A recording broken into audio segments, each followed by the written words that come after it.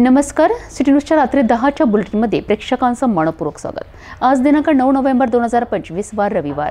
बातमीची सुरुवात करूया सुविचार मालेने। स्वतःला कधीही कमी लेखू नका। तुमच्या आत्मविश्वासाने अशक्य गोष्टी सुद्धा शक्य होऊ शकतात। आजचा सुविचार आपण बघितला, आता बघूया बातमीपत्रातील ठळक बातम्या। या हेडलाईन्सचे प्रायोजक आहेत बीटीपी यात्रा ग्रुप अमरावती।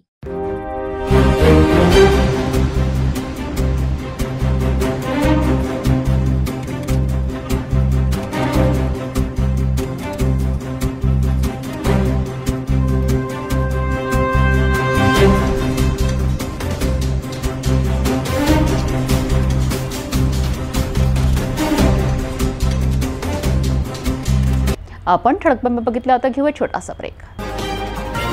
शादी और ब्याह की शुरुआत आराधना साड़ी के साथ।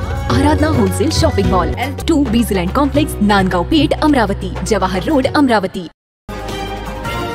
ब्रेकनंतर बघूया सविस्तर बातम्या। रविवारी अमरावतीत संपन्न झालं भारत स्वाभिमान पतंजली योग समितीचं कार्यकर्ता महासंमेलन। संत ज्ञानेश्वर भवनात भरलेल्या या भव्य महासंमेलनात देशभरातून कार्यकर्त्यांची उपस्थिती होती। मुख्य अतिथी म्हणून पतंजली योगपीठ हरिद्वारचे मुख्य केंद्रीय प्रभारी पूज्य स्वामी परमार्थ देवजी महाराज हे उपस्थित होते। या कार्यक्रमाला खासदार डॉक्टर अनिल बोंडे, आमदार रवी राणा तसेच अनेक मान्यवरांची उपस्थिती लाभली। या कार्यक्रमात योग, अध्यात्म, संस्कार आणि राष्ट्र निर्मिती यावर महत्त्वपूर्ण विचार मांडण्यात आले। अमरावतीतील संत ज्ञानेश्वर भवन येथे भारत स्वाभिमान पतंजली योग समितीच्या कार्यकर्ता महासंमेलनाचे आयोजन करण्यात आले। या कार्यक्रमाचे प्रमुख अतिथी होते पतंजली योगपीठ हरिद्वारचे मुख्य केंद्रीय प्रभारी पूज्य स्वामी परमार्थ देवजी महाराज। यावेळी व्यासपीठावर वासुदेव गिरी महाराज, संतोषजी महाराज, सागर देशमुख महाराज, मधावनंद देव महाराज, खासदार डॉक्टर अनिल बोंडे, आमदार रवी राणा तसेच कार्यक्रमाचे आयोजक चंद्रकुमार जाजोदिया, संजीवनी ताई, दिलीप लोखंडे, यशपाल आर्य, दिनेश राठोड, अशोक मुंदडा आणि गिरीधर देशमुख हे पतंजली योग समितीचे पदाधिकारी मोठ्या संख्येने उपस्थित होते। खासदार अनिल बोंडे यांनी आपल्या भाषणात सांगितले की 2003 मध्ये पहिले योग शिबिर घेण्यात आले आणि आज योग घराघरात पोहोचला आहे। 2015 मध्ये नरेंद्र मोदींनी संयुक्त राष्ट्रात योगाचा प्रस्ताव मांडला आणि 21 जून हा दिवस आंतरराष्ट्रीय योग दिन म्हणून घोषित करण्यात आला। आमदार रवी राणा यांनी करो योग रहो निरोग हे सूत्र सांगत योगाचे महत्त्व पटवून दिले। ते म्हणालेत की पतंजली कार्यक्रमाला सर्वात मोठी मदत लप्पीभाई यांनी केली आहे। तसेच लप्पी सेठ हनुमान गडीजवळ पतंजलीसाठी जागा उपलब्ध करून देतील असा त्यांना विश्वास आहे। रवी राणा यांनी सांगितले की त्यांची व नवनीत राणांची पहिली भेटही योग शिबिरातच झाली होती। शरीर से फिट रहना, आत्मधून पूर्ण स्वच्छ राहण्यासाठी योगा प्राणायाम करण्याची गरज आहे आणि या धावपळीच्या जीवनामध्ये जो योगा प्राणायाम करेल तोच आयुष्य जगू शकते। आणि मला असं वाटतं आयुष्य जगायचं आहे तर स्वामी रामदेवजी महाराजांना हृदयामध्ये ठेवा, योगा प्राणायाम करा आणि त्याच्यामधून आपल्या शरीराला स्वस्थ ठेवा। मला आठवते की देशमुख साहेब इथे आहे, संचालन करताय सगळेजण। स्वामीजींच्या शिबिरमध्ये मला माझी आणि नवनीत राणांची भेट झाली होती। जेव्हा त्या तिथे गेस्ट म्हणून आल्या त्याच्यानंतरच आमचं आणि स्वामी रामदेवजी महाराजांनी आशीर्वाद दिला। त्यांना विचारूनच आम्ही पुढे वाटचाल केली, त्यांना विचारूनच मग लग्नाचे फेरे घेतले आणि ते फेरे घेताना स्वामीजींनीच मंत्र पडले लग्नाचे आणि त्यातून ही जोडी या देशामध्ये या महाराष्ट्रामध्ये निर्माण झाली। आणि मला आठवते की स्वामीजींच्या अनेकदा आता एक फोनवर बोलणं होते, कुठे भेटी होतात, तर नेहमी जुन्या जेव्हा आठवणी काढतो तेव्हा मला असं वाटतं प्रत्येक संकटामध्ये जेव्हा आपल्या रामलीला ग्राउंडमध्ये जेव्हा आंदोलन झालं तर त्या ग्राउंडवर यशपालजी लप्पीभाई पण होते। त्या ग्राउंडवर त्या दिवशी आम्हीच त्या स्टेजवर झोपलो होतो आता आणि पूर्ण त्या काळामध्ये सुद्धा शेवटच्या टोकापर्यंत स्वामीजींसोबत होतो। कारण की मला आठवते की प्रत्येक वेळा ज्या ज्या प्रसंगी पतंजली परिवाराने जो जो आशीर्वाद मला दिला त्या ठिकाणी जिथे त्या ठिकाणी माझी गरज पडली किंवा त्या ठिकाणी परिवारासारखं आम्ही नेहमी उभा राहिलो। आजही माझा परिवार आहे, त्या परिवाराच्या प्रत्येक व्यक्तीसाठी नेहमी रवी राणा हा परिवारासारखा उभा आहे।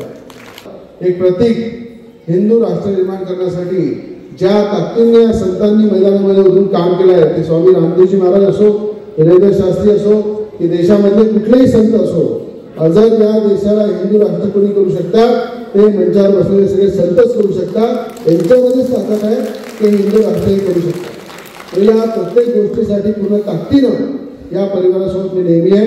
कारण मला असं वाटतं की मी आमदार कमी आहे, मी संतांच्या विचाराचा आमदार आहे आणि संतांच्या विचारावर काम करून समाजाची कशी सेवा करता येईल, समाजाला कसं न्याय देता येईल त्यासाठी नेहमी प्रयत्न करत राहतो. मी लप्पी भैयाचं विशेष अभिनंदन करीन की लप्पी भैयाने पतंजली योगपीठासाठी आणि पतंजली परिवारासाठी जे योगदान दिलं ते मला असं वाटतं ते तुमच्या शब्दात सांगत नाही, पण पतंजलीचं फाउंडेशन जे आहे, फाउंडेशनच्या इमारतीचं भूमिपूजन जे आहे तेव्हापासून आम्ही पतंजली सोबत जोडलेलं आहे आणि लप्पी भैयाने तेव्हापासून अनेकदा त्या ठिकाणी पतंजली परिवाराला मदत केली, डोनेशन दिलं आणि या कार्यक्रमाला सुद्धा सगळ्यात भरीव मदत लप्पी भैयाने दिल्याबद्दल मी त्यांचं मनापासून धन्यवाद देतो. लप्पी जाजोदिया यांनी हरिद्वारमधून निघालेली गंगा आज अमरावतीत आली असल्याचं सांगत पतंजलीसाठी लागेल तितकी जागा देण्याची घोषणा केली आहे. इतना अमरावती के इतिहास का इतना बड़ा दिन है कि जो हरिद्वार से जो गंगा निकली है योग की, खुद गंगा हरिद्वार से चल के हमारे परम श्रद्धेय स्वामी रामदेव जी के जो हमारे केंद्रीय पर्यवेक्षक है, प्रभारी है और योग के बड़े अच्छे ज्ञाता है, योग प्राणायाम आयुर्वेद सभी के, ऐसे हमारे आदर्श श्री परमार देव जी आज अमरावती कल से आए हुए हैं, परसों ही आ गए थे रात में. 2 दिन का जो शिविर हुआ अपने भव्य शिवाजी के ग्राउंड पर, उस पर हजारों लोगों ने उनके वाणी से जो निकला हुआ एक शब्द था जिससे कि हम कहेंगे कि 16 अक्षरों को ढाल के रख सकते हैं. ऐसा सुंदर, ऐसा परम करुणा की. सागर देशमुख महाराज यांनी म्हटलं की रामदेव बाबा हे धन्वंतरीचेच अवतार आहेत. पतंजली आणि RSS यांनी भारतात धर्म टिकवून ठेवला आहे. भारताची आयु वाढवायची असेल तर पतंजलीचा वापर करा असा सल्ला त्यांनी दिलाय. तसेच शाळांमध्ये पहिल्या वर्गापासून योग शिक्षण सुरू करण्याची मागणीही त्यांनी केली आहे. या महासंमेलनाच्या माध्यमातून पतंजली योगपीठाने पुन्हा एकदा आरोग्य, संस्कृती आणि अध्यात्म यांचा संदेश दिला आहे. इसलिए दुरात्मा को परमात्मा से मिलाने का काम महात्मा ही करते हैं. जहाँ भी बोल रहे थे संत है तो बसंत है.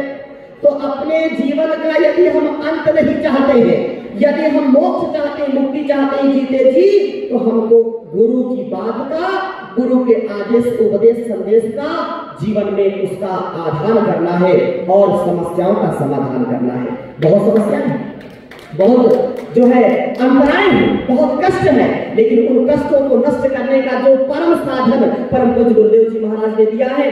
जो विद्या केवल ग्रंथों में थी, जो विद्या केवल गुफाओं में थी, उस विद्या को जनमानस तक, एक एक व्यक्ति तक, एक एक घर घर तक पहुंचाने का काम यदि किया है तो स्वामी जी महाराज ने किया है. नहीं तो लोग बोलते थे योग तो केवल योगियों का काम है, या योग कुछ विशेष लोगों का, कुछ विशेष जो है विशिष्ट लोगों का ही काम है. ये आम योग विद्या आम व्यक्ति कर नहीं सकता, आम व्यक्ति इसको करने में सामर्थ्य नहीं प्राप्त कर सकता है. लेकिन आज दुनिया में सबसे ज्यादा कोई शब्द प्रयोग किया जाता है तो योग शब्द है और गुरुवर ने करके दिखा दिया है. आज मॉडर्न मेडिकल साइंस भी इस बात को मानता है, बड़े बड़े डॉक्टर भी इस बात को मानते हैं. जो हजारों लाखों करोड़ों वर्ष पहले हमारे ऋषि मुनियों ने खोज करके बता दिया था. ऋषि रिसर्चर भगवती, सच्ची विज्ञान का जो प्रज्ञान का काम है, जो अनुसंधान का काम है, ये ढोंग आडंबर नहीं है. ये सच्चा विज्ञान है कि योग science is the complete science. आज सब मानते हैं योग science is the complete science. जो वेदों में कहा था आवादवाही भेषजम विवादवाही यद्रपात्म ही विश्व भेषजो देवानाम भूत कीयसे. आज डॉक्टर भी बोलते हैं कि यदि प्राणायाम ठीक कोई कर ले, यदि ऑक्सीजन का लेवल हमारे शरीर में एक 37 ट्रिलियन जो हमारे सेल्स हैं, यदि ऑक्सीजन की सप्लाई निरंतर होती है, यदि ब्लड सर्कुलेशन निरंतर होता है, आपको कभी कोई रोग हो नहीं सकता. यदि रोग हो गया है तो उसको धीरे धीरे आपको ठीक करने का सामर्थ्य इस प्राण विद्या से मिल जाता है, योग विद्या से मिल जाता है. अमरावतीत भाजप कार्यकर्त्यांची आणि इच्छुक उमेदवारांची मोठी गर्दी दिसली.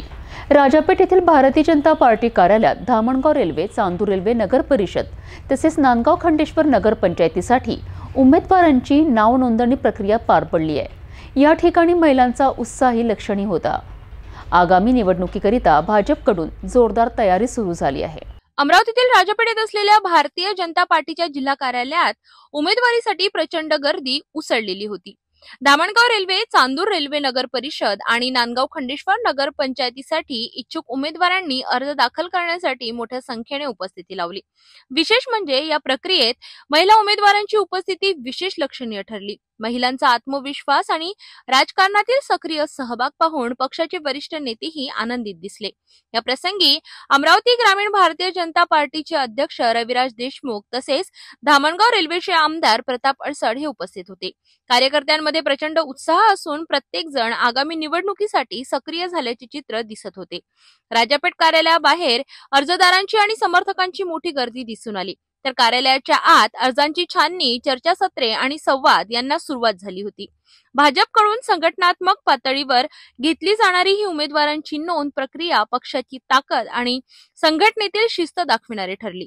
पूर्ण जिल्ह्यात 10 नगरपरिषद आणि 2 नगरपंचायती अशा निवडणुका, त्यामध्ये माझ्या मतदारसंघात 2 नगरपरिषद आणि 1 नगरपंचायत, धामणगाव रेल्वे आणि चांदूर रेल्वे नगर परिषद आहे आणि नांदगाव खंडेश्वर नगरपंचायत आहे. त्या इच्छुकांच्या मुलाखती पक्षाच्या आमचे जी काही पद्धत आहे त्या पद्धतीनं आज त्यांचे इंटरव्ह्यू सुरू आहे. आणि अत्यंत चांगलं उत्साहात आणि मैत्रीपूर्ण वातावरणात अत्यंत चांगले हे इंटरव्ह्यू होऊन राहिले.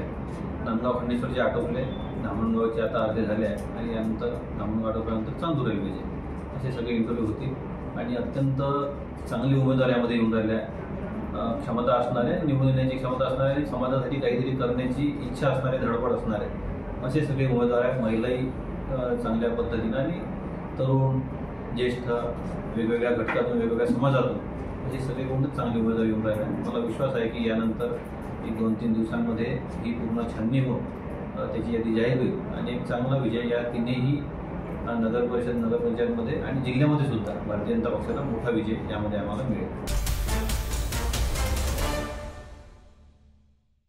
अमरावतीतल्या विलासनगर हिंदू स्मशानभूमीचा कायापालट सुरू झाला आहे. वर्षानुवर्ष दुर्लक्षित राहिलेल्या या स्मशानभूमीचा आता विकास आणि सौंदर्यीकरणाच्या कामांनी चेहरामोहरा बदलला आहे. आमदार सुलभा खोडके यांच्या हस्ते विविध सुविधा व कामांचं उद्घाटन करण्यात आलं असून त्यांनी याला विकासाचा सुवर्ण काळ असं संबोधलं आहे. अमरावती शहरातील विलासनगर हिंदू स्मशानभूमी म्हणजेच मोक्षधाम वर्ष 1976 पासून अस्तित्वात आहे. परंतु अनेक दशकांपासून येथे अंत्यविधीसाठी योग्य सुविधा नसल्याने नागरिकांना गडगडेश्वर स्मशानभूमीपर्यंत जावे लागत होते. शहरातील वाढती लोकसंख्या आणि मोठ्या स्मशानभूमीवर वाढलेला ताण यामुळे विलासनगर स्मशानभूमीचा विकास गरजेचा झाला होता. कोविड काळात या स्मशानभूमीचे महत्त्व अधिक अधोरेखित झाले आणि प्रशासनाने याकडे लक्ष दिलं. अखेर मनपा प्रशासन आणि विलासनगर स्मशानभूमी संस्थान यांच्या संयुक्त पुढाकारातून या ठिकाणी विविध सुविधा उभारण्यात आल्या. नवीन पेविंग ब्लॉक, काँक्रिटीकरण, स्वच्छता व्यवस्था, सौंदर्यीकरण आणि सुरक्षिततेची सोय करण्यात आली आहे. या विकास कामाचं भूमिपूजन आणि उद्घाटन आमदार सुलभा खोडके यांच्या हस्ते करण्यात आलं. यावेळी विधान परिषद सदस्य आमदार संजय खोडके, संस्थांचे अध्यक्ष अशोक बसेरिया आणि अन्य मान्यवर उपस्थित होते. विलासनगर स्मशानभूमीतील या विकास कामांमुळे आता शहरातील मोठ्या स्मशानभूमींवर भार कमी होणार असून नागरिकांना इथूनच सर्व अंत्यविधी सुविधा उपलब्ध होणार आहेत.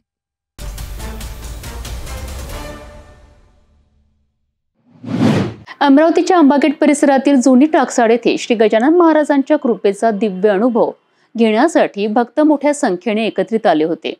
कार्तिक महिन्यातील पंचमी निमित्त श्री गजानन विजय ग्रंथ पारायण सोहळा अत्यंत भक्तिमय वातावरणात पार पडलाय.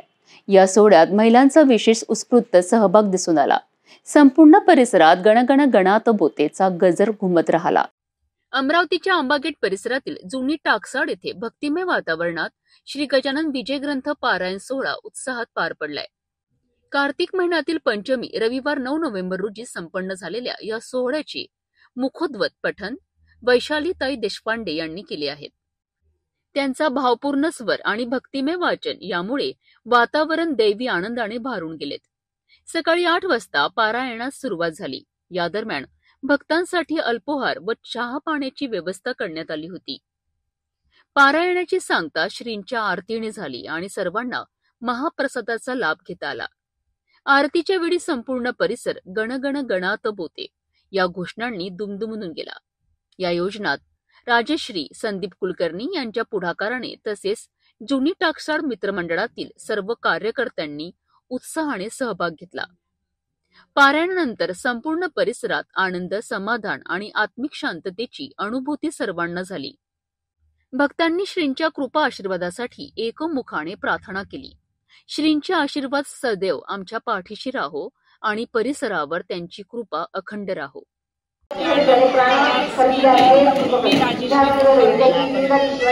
आमचं मंडळ आमचे बंधू आणि भगिनी जे आमचे मंडळाचे सर्व सेवेकरी त्यांनी मनापासून खूप मेहनत घेतली. त्यांना मी नमन करते. लहान असे मोठे असो आणि बाबांच्या आशीर्वादाने हा कार्यक्रम पूर्णत्वास नेला. या मुलांनी यांचे खूप खूप मी मनापासून आभार मानते. जय गुरु.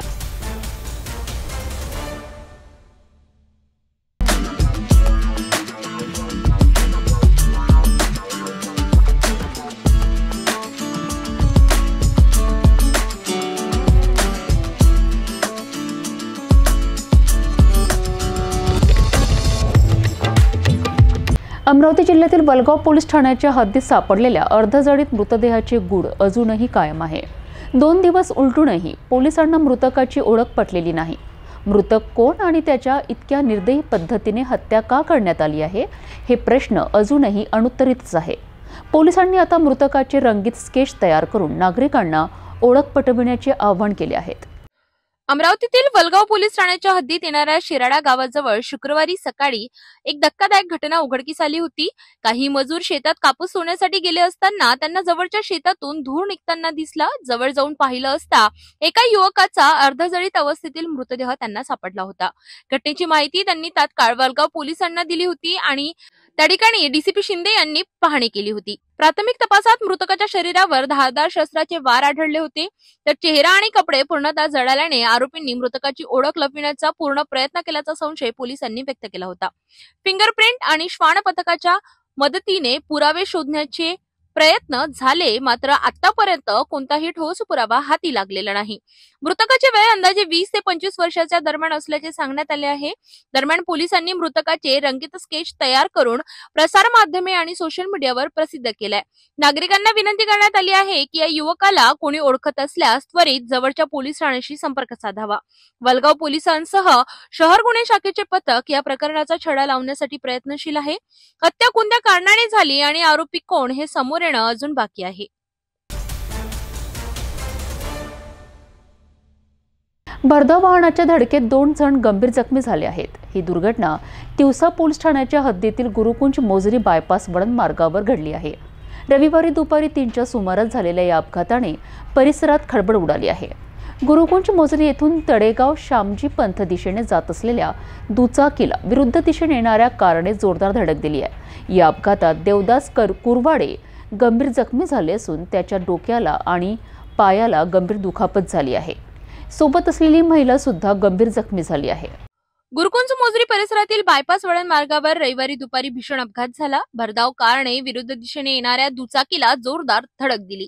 या अपघातात दुचाकी चालक देवीदास कुरवाडे वय वर्ष 58 राहणार तडेगाव शामजी पंथ आणि सोबत असलेली एक महिला गंभीर जखमी झाली. देवीदास लेकुरवाडे हे MH 32-33-87 क्रमांकाच्या दुचाकीने गुरुकुंज मोजरी येथून तिवसा मार्गे जात होते. त्याचवेळी विरुद्ध दिशेने येणाऱ्या MH 31D4788 क्रमांकाच्या कारने दुचाकीत जोरदार धडक दिली. ही धडक एवढी भीषण होती की दुचाकीचे मोठे नुकसान झाले तर दोघेही रस्त्यावर फेकले गेले. स्थानिक नागरिकांनी तात्काळ घटनास्थळी धाव घेत दोघांनाही जिल्हा सामान्य रुग्णालय अमरावती येथे उपचारार्थ दाखल केले. तिवसा पोलिसांनी घटनास्थळी दाखल होऊन पंचनामा केला असून कार चालकाविरुद्ध गुन्हा दाखल केलाय. दरम्यान नव्याने तयार करण्यात आलेला हा बायपास मार्ग गेल्या काही महिन्यात अपघातांचे केंद्र बनला आहे. अनेक वेळा नागरिकांनी वाहतूक विभागाकडे या धोकादायक वळणाविषयी तक्रारी केल्या असल्या तरी अद्याप कोणतीही सुधारणा झालेली नाही.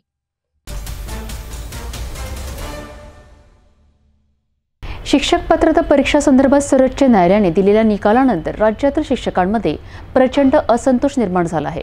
उत्तर प्रदेश सरकारने या निर्णयावर पुनर्विचार याचिका दाखल केली असताना महाराष्ट्र सरकारने मात्र अद्याप कोणतीही कारवाई केलेली नाही. याच निषेधार्थ नांदेड जिल्हाधिकारी कार्यालयावर महाराष्ट्र राज्य प्राथमिक शिक्षक मध्यवर्ती संघटनेच्या वतीने मूक मोर्चा काढण्यात आलाय. सर्वोच्च न्यायालयाने अलीकडेच दिलेल्या निकालानुसार टीईटी म्हणजे शिक्षक पात्रता परीक्षा न उत्तीर्ण झालेल्या सेवारत शिक्षकांना 2 वर्षाच्या आत ही परीक्षा उत्तीर्ण करणे बंधनकारक करण्यात आले आहे. अन्यथा त्या शिक्षकांना सक्तीने सेवानिवृत्त व्हावे लागेल असे आदेश देण्यात आले आहेत. या निर्णयामुळे राज्यातील हजारो शिक्षकांमध्ये असंतोष पसरला आहे. उत्तर प्रदेश सरकारने या निकालाविरुद्ध सर्वोच्च न्यायालयात पुनर्विचार याचिका दाखल केली असताना महाराष्ट्र सरकारकडून मात्र अद्याप कोणतीही पावले उचलली गेलेली नाहीत. या निषेधार्थ नांदेड जिल्हाधिकारी कार्यालयावर महाराष्ट्र राज्य प्राथमिक शिक्षक मध्यवर्ती संघटनेच्या वतीने मूक मोर्चा काढण्यात आला. या मोर्चात जिल्ह्यातील शिक्षक मोठ्या संख्येने सहभागी झाले होते. मोर्चा दरम्यान शिक्षकांनी शासनाच्या दुर्लक्षाचा निषेध करत टीईटी सक्ती रद्द करा आणि पुनर्विचार याचिका दाखल करा अशा घोषणा दिल्या. शिक्षकांचे म्हणणे आहे की अनेक शिक्षक अनेक वर्षांपासून सेवा देत आहेत. आता अचानक परीक्षा सक्ती करणे ही अन्यायकारक बाब आहे. शिक्षक संघटनेचे पदाधिकारी यांनी जिल्हाधिकाऱ्यांना निवेदन देत सरकारने उत्तर प्रदेश प्रमाणे तात्काळ पुनर्विचार याचिका दाखल करावी अशी मागणी केली आहे. शासनाने त्वरित कारवाई केली नाही तर राज्यभर मोठं आंदोलन उभारण्यात येईल असा इशाराही यावेळी देण्यात आलाय. महाराष्ट्रातील प्राथमिक शिक्षक संघटनेच्या जिल्हा परिषद आणि खाजगी संस्थेच्या सर्व मध्यवर्ती संघटनेच्या वतीनं संबंध महाराष्ट्रभर शिक्षकांच्या ज्वलंत प्रश्न म्हणजे टीईटीच्या संदर्भातला हा मोर्चा होता. त्या अनुषंगाने आज जिल्हाधिकारी कार्यालय नांदेड येथे नांदेड जिल्ह्यातील तमाम शिक्षक संघटनांच्या वतीनं हा प्रचंड मोर्चा काढला आणि मी सर्व शिक्षकांना धन्यवाद देऊ इच्छितो. त्यांनी आपल्यावर झालेला अन्याय रस्त्यावर उतरून त्यांनी शासनापर्यंत पोहोचवण्याचं काम केले. त्या सर्व शिक्षकांचं मनापासून धन्यवाद आहे. आणि आम्ही शिक्षक लागलो म्हणजे काय असेच नाही लागलेलो आहे. जेव्हाही लागलो ते परीक्षा देऊन लागलेलो आहे. पहिले महामंडळ होती परीक्षा, विभागीय मंडळ, त्याच्यातून काही लोक नोकरी लागलेत, काही लोक गुणवत्तेवर लागलेत, नंतर सीईटी देऊन काही लोक पास झालेत आणि आता जे लागत आहेत 15 पासून ते पेट परीक्षा देऊन पास होत आहेत. म्हणजे जे सेवेत शिक्षक आहेत ते ज्ञानदानाचं काम असे चांगल्या पद्धतीने करत आहेत. आता टीईटी पास करा म्हणणं हा त्या शिक्षकाला एक प्रकारचं मानसिक ताण देण्याचा प्रकार आहे. म्हणून माझी शासनाला नम्र विनंती आहे सगळ्या शिक्षकांच्या वतीनं, शिक्षकांना गोरगरिबाच्या वाडीवस्ती तांड्यावरच्या विद्यार्थ्यांना शिकवू द्या. त्यांना शैक्षणिक कामं कमी करा, त्यांना फक्त शिकवू द्या. आणि निश्चितपणे महाराष्ट्रातील सर्व मुलांची गुणवत्ता वाढवण्याची जबाबदारी आमची आहे, आम्ही ती घेतो आहोत. पण हे असं मानसिक दडपण आपल्याला न आणता शिक्षकांना पवित्र काम करू द्या. निश्चितपणे महाराष्ट्राच्या गुणवत्ता नक्की वाढवू. परत एकदा तुमच्या माध्यमातून तुम्हाला मी आवाहन करतो की या सगळ्या शिक्षकांच्या समस्या तुम्ही शासन दरबारी न्या. आणि परत एकदा सर्व शिक्षक संघटनांचं शिक्षकांचं मनापासून धन्यवाद देतो आणि शासनाला परत एकदा विनंती करतो की ही टीईटीचं जे भूत आमच्या डोक्यावर बसलेलं आहे त्यांना तुम्ही उतरून टाकावं, कारण ते व्यवहार्य नाही. एकदा आम्ही पास परीक्षा देऊन आहोत, किती परीक्षा पास करता तुम्ही? कुठल्याही इतर डिपार्टमेंटमध्ये कोण्याही अधिकारी परीक्षा आपण एकदा लागल्यावर घेत नाही.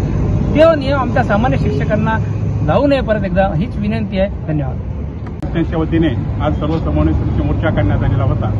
या मोर्चामध्ये मुख्य मागणी होती आरटी अधिनियम 2009 हे संसदेनं पास केलेलं आहे आणि केंद्र सरकारनं प्रत्यक्षमध्ये हे अधिनियम 2010ला पास केलं आणि आपल्या राज्य सरकारनं 2012मध्ये यांची अंमलबजावणी केली. आणि आरटी अधिनियमामध्ये असं आहे की तुम्ही शिक्षकी पेशामध्ये लागल्यानंतर तुम्हाला तुमची व्यावसायिक आणि शैक्षणिक पात्रता वाढवणं असा एक नियम आहे. मग हे नियम असल्यामुळं शिक्षकांनी टीईटी परीक्षा पास करणं हे त्या नियमामध्ये होतं आणि आज 2025पर्यंत या निर्णयाची अंमलबजावणी झालेली नाही. पण काही अल्पसंख्याक शिक्षण संस्थाच्या कार्यकारिणीनं या ठिकाणी सुप्रीम कोर्टामध्ये गेलेले होते आणि सुप्रीम कोर्टामध्ये गेल्यानंतर सुप्रीम कोर्टानं असा निर्णय दिलेला आहे की जे शिक्षक 1 सप्टेंबर 2025 पासून पुढील 2 वर्षामध्ये टीईटी परीक्षा उत्तीर्ण होणार नाहीत अशा शिक्षकांना नियमानुसार कारवाई करण्यात येईल आणि टीईटी परीक्षा बंधन करणं ही सर्वांना बंधनकारक आहे. आणि ज्यांची सेवा 5 वर्ष शिल्लक आहे अशांना पदोन्नती नाही, पण त्यांना सेवेतून म्हणजे काढण्यात जाणार नाही किंवा सेवेतून निलंबित करण्यात जाणार नाही. ती टीईटी रद्द करावं म्हणून या ठिकाणी शिक्षण समितीच्या वतीनं राज्य समन्वय समितीच्या वतीनं या ठिकाणी शिक्षण राज्यमंत्र्यांना निवेदन देण्यात आलेलं होतं. आणि 1 ऑक्टोबर रोजी त्यांनी सांगितलं होतं की बाबा आम्ही राज्य सरकारच्या वतीनं सुप्रीम कोर्टामध्ये पुनर्विचार याचिका दाखल करू. आणि तेव्हा दाखल करू असं सांगितलं होतं, पण ती याचिका राज्य शासनानं सुप्रीम कोर्टामध्ये दाखल न केल्यामुळं मग पुन्हा आज 9 नोव्हेंबर रोजी शिक्षण संस्थेची परीक्षा रद्द करावी। त्याचबरोबर या ठिकाणी 15 मार्च 2024चा जो संच मान्यतेचा निर्णय आहे तो संच मान्यतेचा निर्णय रद्द करावा, शिक्षण सेवकाचं पद कायम करावं। याचबरोबर अन्य काही या ठिकाणी प्रमुख मागण्या शिक्षण समितीच्या वतीनं होत्या। अशा प्रकारे या ठिकाणी जिल्ह्यातील सर्व संस्थांच्या वतीनं मोठ्या प्रमाणात मोर्चा काढलेला होता आणि याला चांगला प्रतिसाद मिळालेला आहे। लातूरमध्ये रविवारी सकाळी थरकाप उडवणारी घटना घडली आहे। नांदेड रोडवरील गरुड चौकाजवळ उभ्या असलेल्या सीएनजी टेम्पोतून अचानक गॅस लीक होऊ लागल्याने एकच गोंधळ उडालाय। परिसरात गॅसचा तीव्र वास पसरल्याने नागरिक आणि वाहन चालकांनी धावाधाव केली। पोलीस आणि अग्निशामक दलाने तातडीने घटनास्थळी पोहोचून परिस्थिती नियंत्रणात आणण्याचा जीव तोडून प्रयत्न केला। सुदैवाने कोणतीही जीवितहानी झालेली नाही, मात्र परिसरात भीतीचं वातावरण कायम आहे। रविवारी सकाळी सुमारे 8च्या सुमारास लातूरच्या नांदेड रोडवर गरुड चौकाजवळ अचानक गॅसचा तीव्र वास पसरला। तपास घेतल्यावर फिनना मिनाल हॉस्पिटल समोर उभ्या असलेल्या सीएनजी टेम्पोतून गॅस मोठ्या प्रमाणात लीक होत असल्याचं समोर आलं आहे। क्षणातच नागरिक, वाहन चालक आणि हॉस्पिटलमधील लोकांची धावाधाव सुरू झाली। भयाचं वातावरण निर्माण झाल्याने पोलिसांनी घटनास्थळी धाव घेत दोन्ही बाजूंची वाहतूक बंद केली आणि परिसर सील केला। महापालिकेच्या अग्निशामक दलाने वेळीत पोहोचत पाण्याचा जबरदस्त मारा करत टेम्पो थंड करण्याचा आटोकाट प्रयत्न केला। सीएनजी गॅसचा लिकेज मोठा असल्याने परिस्थिती गंभीर वाटू लागली होती। पोलीस व अग्निशामक कर्मचारी नागरिकांच्या सुरक्षिततेकरिता तळ ठोकून काम करीत आहेत। नागरिकांना अपघात टाळण्यासाठी परिसरात न थांबण्याचं आवाहन करण्यात आलं आहे। सुदैवाने कोणतीही जीवितहानी झालेली नाही, मात्र नांदेड रोडवर काही वेळ वाहतूक ठप्प राहिली आणि नागरिकांमध्ये भीतीचं वातावरण निर्माण झालंय। नांदेड जिल्ह्यातील मुखेड शहरात माणुसकीला काळीमा फासणारी थरकाप उडवणारी घटना घडली आहे। केवळ 6 वर्षाच्या चिमुकलीवर एका 22 वर्षाच्या तरुणानं अमानुष कृत्य केल्याची धक्कादायक बाब समोर आली आहे। या घटनेनंतर मुखेडमध्ये संतापाचा स्फोट झाला असून आरोपीला फाशी देण्याची मागणी जोर धरू लागली आहे। घडलेलं नेमकं काय, आरोपी कोण आहे आणि पोलिसांनी आतापर्यंत कोणती कारवाई केली आहे? नांदेड जिल्ह्यातील मुखेड शहरात 7 नोव्हेंबरच्या सायंकाळी एक हृदयद्रावक घटना घडली। फक्त 6 वर्षांची चिमुकली खासगी शिकवणी संपवून घरी येत असताना एका 22 वर्षाच्या तरुणाने तिचा पाठलाग केला आणि निर्जन ठिकाणी नेऊन तिच्यावर अमानुष अत्याचार केला। या प्रकरणाची माहिती मिळताच पोलिसांनी तात्काळ आरोपी ओमकार डाकुरवार याला ताब्यात घेतलं। मुखेड पोलीस ठाण्यात विविध कलमांखाली गुन्हा दाखल करण्यात आला असून पुढील तपास सुरू आहे। घटनेनंतर संतप्त नागरिकांनी मुखेड पोलीस ठाण्याबाहेर मोठी गर्दी केली आणि आरोपीला तात्काळ फाशी देण्याची मागणी केली आहे।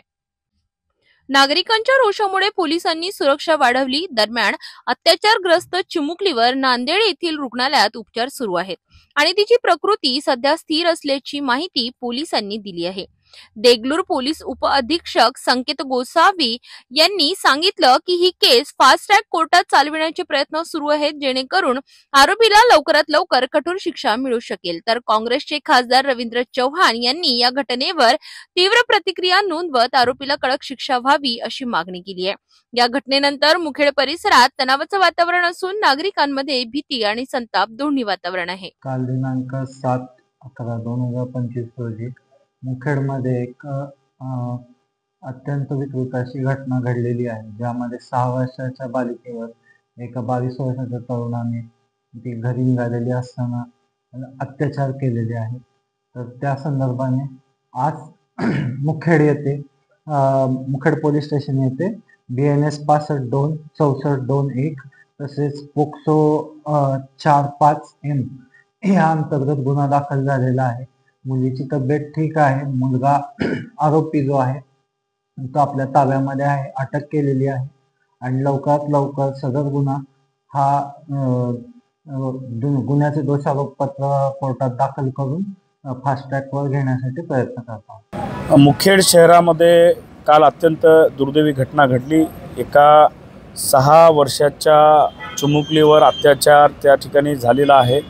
काही नशेखोर मंडळींनी हा प्रकार केलेला आहे। मागे मी जिल्ह्यात वारंवार जिल्हा नियोजन समितीच्या बैठकीमध्ये हा मुद्दा उपस्थित केला होता की जिल्ह्यामध्ये नशेचे गोळ्याचं प्रमाण मोठ्या प्रमाणात विक्री होत आहे आणि काल नशेखोर मंडळीने हा प्रकार केल्याचं उघडकीस येत आहे। तर प्रशासनाने तात्काळ फास्ट ट्रॅकवर ही केस घ्यावी आणि त्या आरोपीला कड़ीतल्या कड़ीमध्ये शिक्षा त्या ठिकाणी झाली पाहिजे अशी आम्ही काँग्रेस पक्षाच्या वतीने माननीय जिल्हा अधीक्षक पोलीस अधीक्षक अविनाशजी कुमार यांच्याकडे मागणी केली आहे। तपोवन पासून फक्त 1.5 किलोमीटर अंतरावर राधानगरी लेआउट लेक व्ह्यू प्लॉट सह मोजकेच प्लॉट शिल्लक।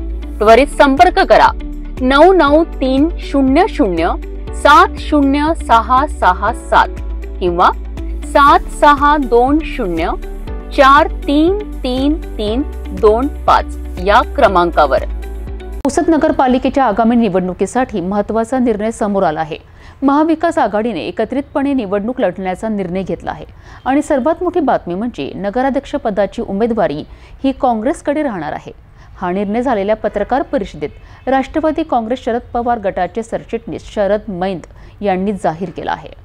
पुसद महानगरपालिकेच्या सार्वत्रिक निवडणुकांसाठी महाविकास आघाडी म्हणजेच काँग्रेस, राष्ट्रवादी काँग्रेस, शरद पवार गट आणि शिवसेना उद्धव बाळासाहेब ठाकरे गट हे तिन्ही पक्ष एकत्र लढणार आहेत। पत्रकार परिषदेत बोलताना शरद मैंद यांनी सांगितले की महाविकास आघाडीमध्ये कोणतेही मतभेद नाही। येणाऱ्या 2-3 दिवसात जागा वाटपाचा निर्णय घोषित होईल। तसेच तिन्ही पक्षांच्या संयुक्त बैठकीत नगराध्यक्षपद काँग्रेसला देण्याच्या एकमताने निर्णय घेण्यात आला आहे। शिवाय रिपब्लिकन पक्ष गवई गटानेही आघाडीला पाठिंबा जाहीर केला आहे। डॉक्टर अखिल मेमन हे या निवडणुकीची धुरा सांभाळणार आहेत। मुंबईत पुढील 2 दिवसात काँग्रेसच्या वरिष्ठ नेत्यांची बैठक होणार असून त्याचवेळी नगराध्यक्षपदाच्या उमेदवारांची अधिकृत घोषणा होईल, असं काँग्रेसच्या सरचिटणीस ॲडव्होकेट दिलीप यडतकर यांनी सांगितले। सध्या काँग्रेसकडून डॉक्टर मोहम्मद नदीम आणि अनिल शिंदे यांनी नगराध्यक्षपदांसाठी उमेदवारी दाखल करण्याची इच्छा व्यक्त केली आहे। या पत्रकार परिषदेला काँग्रेसचे पदाधिकारी व कार्यकर्ते उपस्थित होते।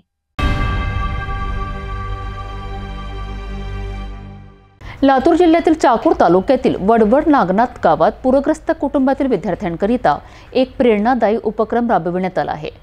कला पंढरी संस्था लातूर आणि कार्यसंस्था मुंबई यांच्या संयुक्त विद्यमाने गावातील शालेय मुलांना शैक्षणिक साहित्य वाटप करण्यात आले। हा कार्यक्रम वडवड ग्रामपंचायत कार्यालयात पार पडला आहे। एकूण 61 विद्यार्थ्यांना शालेय साहित्य देण्यात आले। लातूर जिल्ह्यातील चाकूर तालुक्यातील वडवड नागनाथ गावात पूरग्रस्त कुटुंबातील विद्यार्थ्यांसाठी शैक्षणिक साहित्य वाटपाचा कार्यक्रम उत्साहात पार पडला। कला पांढरी संस्था लातूर आणि क्राय संस्था मुंबई यांच्या संयुक्त विद्यमानाने आयोजित या कार्यक्रमात एकूण 61 बालकांना शालेय साहित्य देण्यात आले। यामध्ये 36 प्राथमिक आणि 25 माध्यमिक विद्यार्थ्यांचा समावेश होता। कार्यक्रमास अध्यक्ष म्हणून गावचे उपसरपंच बालाजी गदंगे उपस्थित होते, तर प्रमुख पाहुणे म्हणून कला पांढरी संस्थेचे अध्यक्ष BP सूर्यवंशी आणि प्राचार्य डॉक्टर माधव गादेकर हे उपस्थित होते। डॉक्टर माधव गादेकर यांनी पालकांना आपल्या मुलांना उच्च शिक्षण देण्यासाठी प्रोत्साहित करावे आणि त्यांच्या गुणांना ओळखून योग्य संधी द्यावी असे आवाहन केले। सामाजिक कार्यकर्ते नरसिंग भुरे यांनी कला पांढरी संस्थेच्या वतीने चालवल्या जाणाऱ्या ऍक्टिव्हिटी सेंटरमुळे बालकांमध्ये झालेल्या सकारात्मक बदलांवर प्रकाश टाकला। कला पंढरी संस्थेचे अध्यक्ष BP सूर्यवंशी यांनी सांगितले की वडवड आणि परिसरातील बालकांच्या विकासासाठी संस्था सदैव पुढाकार घेत राहील। रावेर तालुक्यातील शेतकरी हवालदिल झाले आहेत, कारण केळीच्या भावात झालेली मोठी घसरण। एकेकाळी सोन्याचं पीक मानलं जाणारं केळी आज शेतकऱ्यांच्या डोळ्यात अश्रू आणतंय। एवढंच नव्हे तर शेतकरी स्वतःच्या हाताने केळीची कत्तल करून ती गुरांना चारा म्हणून नेत आहे। पाहूया रावेर तालुक्यातील बळीराजाची ही विदारक परिस्थिती। रावेर तालुका केळीपट्टा म्हणून ओळखला जाणारा भाग। इथल्या प्रत्येक शेतात केळीचे पीक दिसतं, पण यावर्षी या पिकानं शेतकऱ्यांना दिलंय फक्त नुकसान। गेल्या महिनाभरात केळीच्या दरात मोठी घसरण झाली आहे। दर किलो केळीला मिळणारा 500 रुपयांचा भाव आता उत्पादन खर्च देखील वसूल होत नाही इतका झालाय। खत, मजुरी, वीज आणि सिंचनाचा वाढलेला खर्च आणि त्यावरून मिळणारा तोटा, त्यामुळे शेतकऱ्यांचं आर्थिक गणित पूर्णपणे कोलमडलं आहे। वाघोड गावातील काही शेतकऱ्यांनी निराश होऊन शेतातच उभ्या केळीच्या झाडांची कत्तल सुरू केली आहे। काही ठिकाणी शेतकरी स्वतः बैलगाडीत केळी भरून गुरांना चारा म्हणून नेत आहेत. केळी व्यापारी सुद्धा खरेदीसाठी येत नाहीत, त्यामुळे शेतातच हजारो घड वाया जात आहे.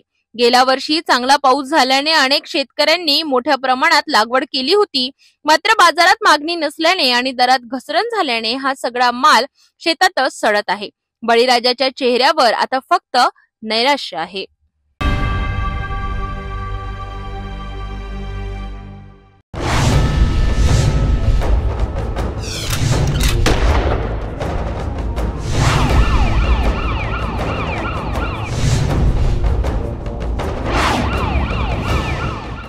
हुंड्याच्या विडख्यात अजून किती मोहिनी बळी जाणार, हा प्रश्न आज पुन्हा एकदा समाजाच्या अंतःकरणाला भिडतो आहे. नाशिक जिल्ह्यातील चांदवड तालुक्यात घडलेली ही घटना संपूर्ण महाराष्ट्राला हादरून गेली आहे. फक्त 22 वर्षाची मोहिनी चंद्रकांत अहिरे सासरच्या छळाला कंटाळून तिने जीवन संपवलंय. हुंड्यासाठी सुरू असलेल्या अत्याचाराचं हे चक्र अजून थांबत नाहीये. या घटनेनंतर संताप व्यक्त असून पोलिसांनी 6 जणांविरुद्ध गुन्हा दाखल केला आहे. चांदवड तालुक्यातील पिंपळगाव थाबली गावात 22 वर्षीय मोहिनी चंद्रकांत अहिरे या विवाहितेने सासरच्या छळाला कंटाळून आत्महत्या केल्याची हृदयद्रावक घटना घडली आहे. मिळालेल्या माहितीनुसार मोहिनीचा विवाह काही वर्षापूर्वी झाला होता. सुरुवातीला संसार सुरळीत होता, परंतु काही काळानंतर सासरकडून मोबाईल, गाडी आणि पैशांच्या मागण्या सुरू झाल्यात. या मागण्यांवरून मोहिनीवर सतत मानसिक आणि शारीरिक छळ होत होता. दररोजच्या त्रासाला कंटाळून अखेर मोहिनीने आपलं आयुष्य संपवलंय. या घटनेनंतर माहेरकडील नातेवाईक संतापलेत. त्यांनी सासरकडून जाब विचारला आणि संतापाच्या भरात मोहिनीचं पार्थिव थेट सासरच्यांच्याच दारात अंत्यसंस्कारासाठी आणलं. ही कृती समाजातील हुंड्याच्या प्रथेविरोधातील एक जाहीर निषेध मानली जात आहे. या घटनेनंतर पोलिसांनी मोहिनीचा पती चंद्रकांत प्रकाश अहिरे याच्यासह सासरच्या 6 जणांवर प्रकाश जगाजी अहिरे, अनिता प्रकाश अहिरे, संदीप प्रकाश अहिरे, सरिता प्रकाश अहिरे आणि पूजा प्रकाश अहिरे हुंड्यासाठी छळ आणि आत्महत्येस प्रवृत्त केल्याचा गुन्हा दाखल केला आहे. या सर्व आरोपींना पोलिसांनी ताब्यात घेतलं असून पुढील तपास सुरू आहे. समाजात अजूनही हुंडा ही राक्षसी प्रथा जिवंत आहे आणि मोहिनीचा मृत्यू या प्रथेविरुद्धचं एक गंभीर प्रश्नचिन्ह ठरतो आहे.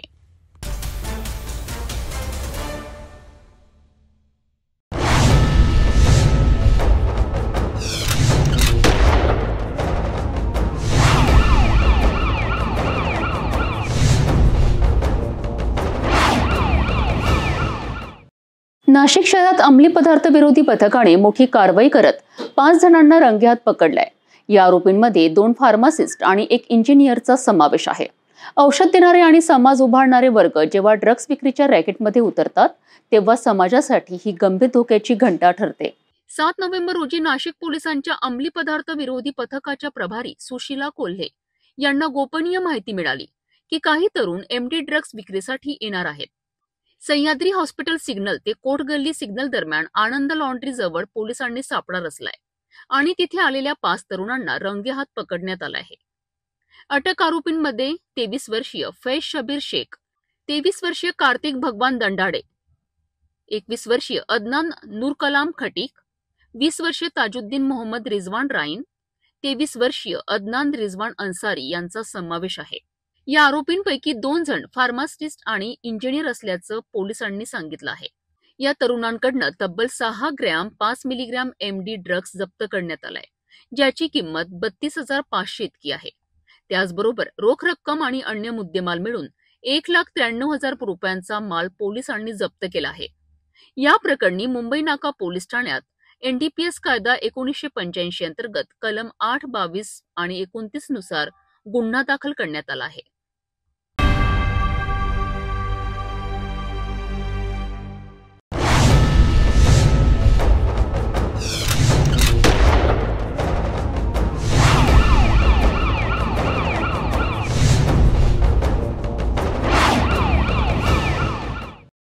जालना जिल्ह्यातील भोकरदन तालुक्यातील वालसावंगी गावाजवळ रविवारी सकाळी उघडकीस आलेल्या दुर्दैवी घटनेने संपूर्ण परिसर हादरला आहे.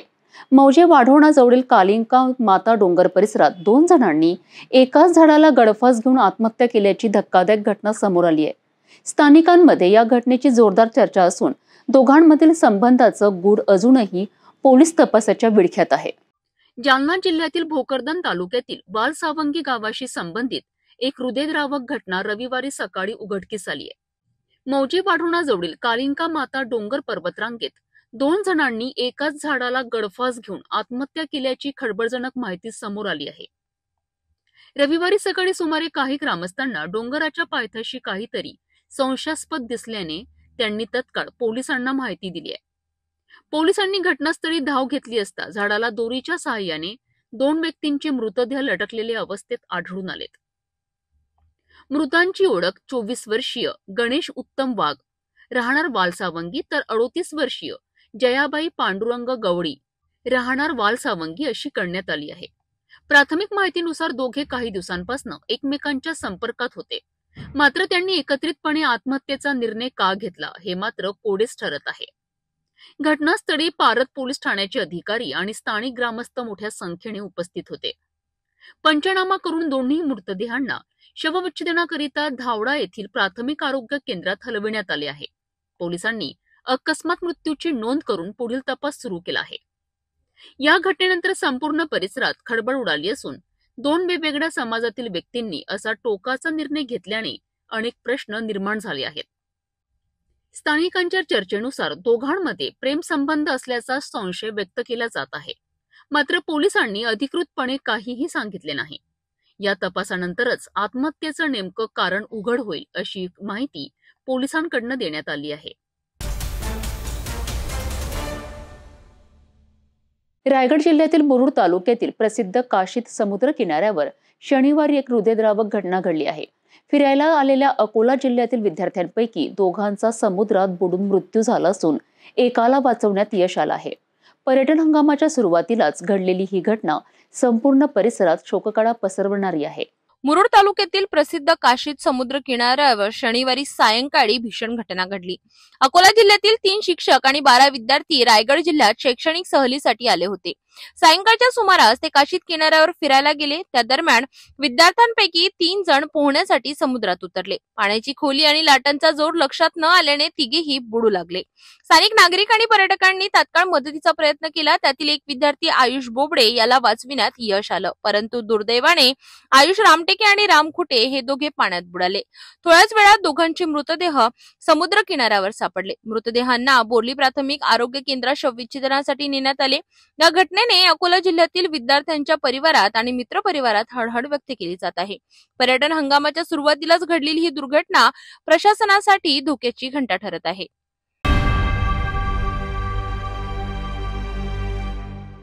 जाता जाता पुन्हा एकदाच्या ठळक बातम्या.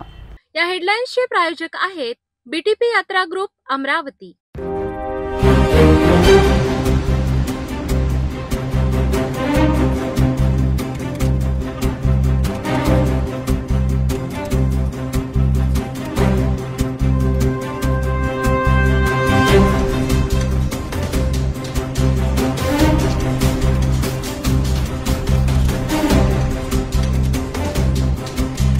आपण आता सिटी न्यूज चॅनल आपल्या टीव्हीवरही बघू शकता. यामध्ये next channel 117, Jio channel 872, GTPL channel 73, Fastway channel 256 वर बघू शकाल. आता अमरावती जिल्ह्यानंतर विदर्भ आणि महाराष्ट्राचे दर्शक घर बसल्या आपल्या केबल टीव्हीवर सिटी न्यूजच्या बातम्या पाहू शकाल. यामध्ये Chhatrapati Sambhajinagar NST setup box number 14, Yavatmal setup box number 12, Washim setup box number 26, Nanded setup box number 17, Mahur setup box number 7 आणि Akola RRC setup box number 899 वर बघू शकाल. लवकरच आम्ही आपल्यापर्यंत पोहोचणार आहोत. जर आपल्या टीव्हीवर सिटी न्यूज दिसत नसेल तर आपण आपल्या केबल ऑपरेटरशी संपर्क करावा. आपण सिटी न्यूज केबलच्या व्यतिरिक्त यूट्यूब, फेसबुक, इंस्टाग्राम आणि ट्विटरवर बघू शकता. याकरिता सोशल मीडिया अकाउंट सबस्क्राईब करा, फॉलो करा, लाईक करा. यूट्यूब अकाउंट सबस्क्राईब करण्याकरिता सबस्क्राईब बटनाला क्लिक करा आणि बेल आयकॉन दाबायला विसरू नका, कारण सर्वताधी समाचार आपल्यापर्यंत पोहोचणार आहेत. तसेच सिटी न्यूजचे फेसबुक पेज लाईक करा, इंस्टाग्राम आणि ट्विटर हँडल फॉलो करा. आपण व्हॉट्सॲपवर सुद्धा सूचना देऊन न्यूज प्राप्त करू शकता. व्हॉट्सॲप नंबर स्क्रीनवर येत आहे. हे बातमीपत्र एवढ्यावरच थांबूया. पुन्हा भेटू नवीन घडामोडींसोबत. आपण बघत राहा फक्त सिटी न्यूज. हर खबर पर पैनी नजर, हर मुद्दे पर सटीक वार, यही है सिटी न्यूज की पहचान. जहाँ सच्चाई की आवाज दबाई जाती है, वहाँ सिटी न्यूज उठाता है सवाल. हर स्क्रीन पर, हर प्लेटफॉर्म पर हमारी मौजूदगी बोलती है. सिटी न्यूज, हमेशा सच के साथ। अस्वीकरण सिटी न्यूज चॅनलवर राजकीय, सामाजिक, धार्मिक कार्यकर्ते, प्रशासकीय अधिकारी, कर्मचारी किंवा कोणत्याही व्यक्तीने व्यक्त केलेले विचार अथवा माहिती ही त्यांची वैयक्तिक मते आहेत। त्या मतांशी सिटी न्यूज चॅनलची सहमती असणे आवश्यक नाही।